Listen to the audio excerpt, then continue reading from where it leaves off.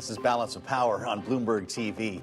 Manhattan DA Alvin Bragg is now suing Ohio Republican Congressman Jim Jordan, pushing back against the GOP-led congressional probe of Donald Trump's hush money indictment. In a 50-page lawsuit, Bragg stating that the field investigation is, quote, a direct threat to federalism and the sovereign interests of the state of New York. This court should put an end, he writes, to this constitutionally destructive fishing expedition. Here to discuss, Lisa Camuso-Miller, partner at Reset Public Affairs and former communications director for the Republican National Committee, joined at the table by Kevin Walling, former Biden campaign Democratic strategist. Kevin, what in the world is going on here? Now we've got the DA from Manhattan suing Jim Jordan ahead of a field hearing on New York crime on Monday. Is he compromising his view in the public as people accuse him of being all politics? Well, I think he's interested in taking the fight to Republicans on this issue, and all eyes will be on New York at that field hearing on Monday. Some Democrats have already indicated that they will actually participate in that hearing as part of that committee process. But certainly, I think you're wanting to see an Alvin Bragg, who's elected by the people, right? He's responsible to the people and his base party politics, taking the fight back to these Republicans and being a little bit more forceful in the pushback. Alvin Bragg talking about destructive fishing expedition. He says these Republicans are coming to his state. Republicans are always about state rights. Does he have a point here? Will this resonate with Republican voters, Lisa? Well, you know, it's hard to say. I mean, we're obviously on uncharted territory, right? I mean, there's no way to know what any of this is, what impact it's going to have. But the one thing I would say is that Bragg has definitely stoked the fire here, right? He has shown that this is going to be a back and forth between the Republicans and Democrats, and how this is definitely going to be something that we're going to have to just live through, unfortunately. I think the Republicans are ready for it. I think they're ready for that's the stance that they've taken for the full year, and Jim Jordan's probably happy to have the argument. The reaction we saw from Alvin Bragg, separate from this lawsuit, to Jim Jordan announcing the field hearing, his reaction on Twitter was remarkable. He writes, "Don't be fooled. House GOP is coming to the safest city in America for a political stunt." He includes crime stats and says, if you want to have a real field hearing on violence, meet me in Ohio, where Jim Jordan, of course, is from. How does Jim Jordan respond to clear data? Murders down 14%, shootings down 17%. I could keep going. I think that any of your audience that's in New York would probably challenge some of that, because New York is definitely a place where we're having that debate in every big city across the country. This is an economic debate. I mean, when the economy is struggling, when people are out of work, crime goes up. And that's exactly what's happening. It's this tactic that the Republicans used in the midterm elections as a talking point, and one that they were successful in. I think they're going to continue to use it, and I think that's why Jim Jordan's going to New York. Well, this was a huge issue in the midterm elections. It was, do you feel safe, especially coming after COVID? And actually, crime and education resonates with a lot of independents and suburban voters. It does, certainly, especially those folks with kids. And Lisa and I are actually in agreement. Perception is everything. I think Democrats lose ourselves in talking about statistics, right?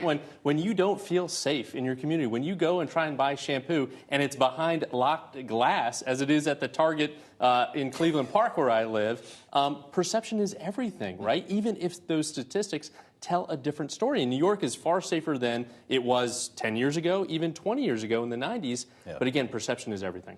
There's another big story that we're following today that Alvin Bragg is probably keeping an eye on, and that's the group of 8 looking at some of the documents that were found at Mar-a-Lago, the classified documents that being investigated by the special counsel here.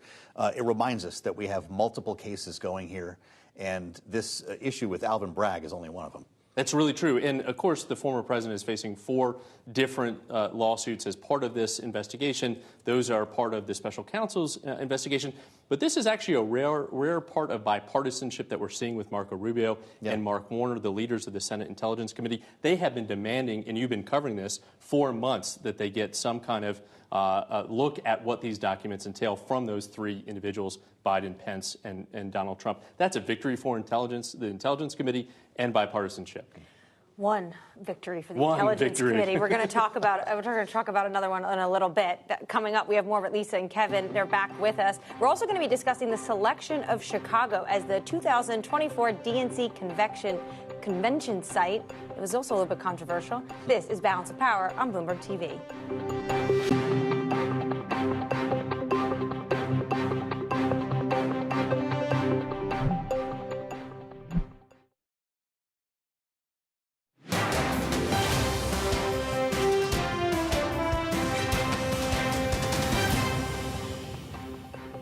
Balance of Power on Bloomberg TV. Democrats announcing plans to hold their 2024 national convention in Chicago on the heels of key victories in the city and in the larger Midwest. Back with us again are Lisa Camusa-Miller and Kevin Walling. Kevin, Chicago, you say, is a win, but many people are disappointed. They wanted Atlanta.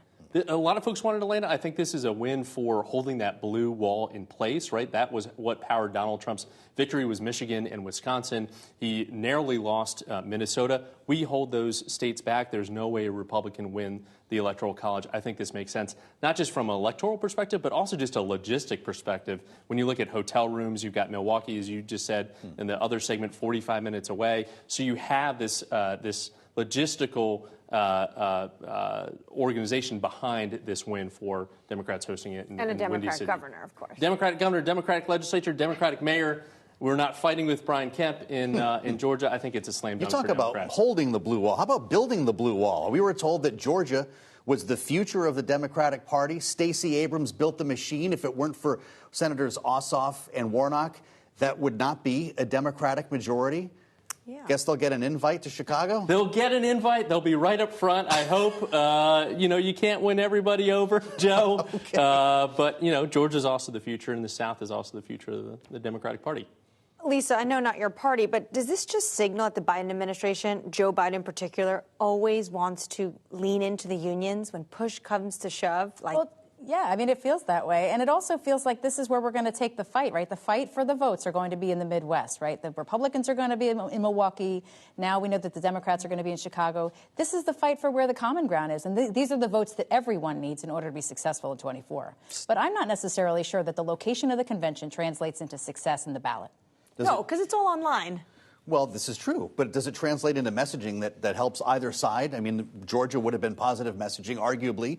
The RNC, your former place of business, thinks that this is good messaging for the Republican Party. Ronna McDaniel says, we look forward to the DNC convention, where their radical agenda will be on full display for the world to see. Voters will soundly reject out-of-touch liberals and so on. They're going to make this the crime story that Jim Jordan wants to tell in New York next week. That's absolutely true. I mean, we've already seen the playbook. We've seen how it played out in the midterms. They're going to use it again. And that sounds like, to me, that's exactly the way the chairwoman is headed.